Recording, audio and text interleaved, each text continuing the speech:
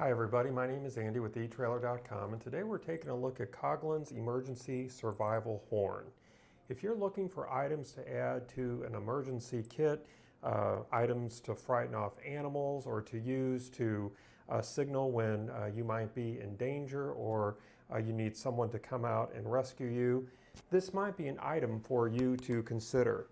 Now this horn does make a loud sound, and it is loud to signal for help or to scare off animals, and it operates with the simplicity of a mouth horn, and the audible sound can reach up to 120 decibels. Now I'm going to try to give you a short demonstration of that, and let me see if I can do that for you. So that kind of gives you an idea. I don't think I should give you any more of a demonstration so I don't bother my coworkers here, but let's take a closer look at this. This has a stone and twig guard here to protect the rubber membrane inside.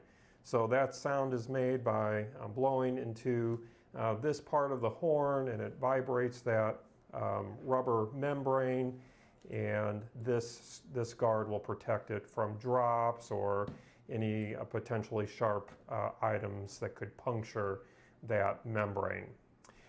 This can be heard over a mile away, the sound. As you can see, it's orange, so it's highly visible in case you would happen to drop this. It does float.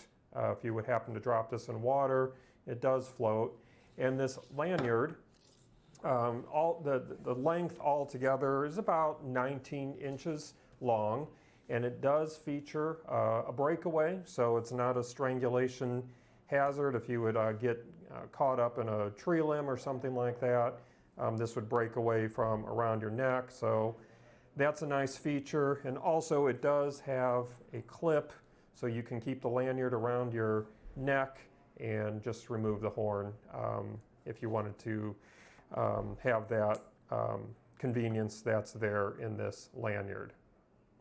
Now just some overall measurements here. Looking at the length here, we're sitting right at about 3 inches with the curve of that guard maybe closer to about 3 1/4 inches long.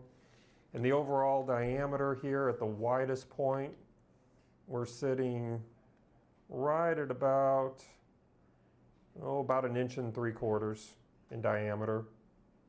Now, I would probably recommend getting more of an air horn if you're looking for a survival horn or a horn for an emergency use.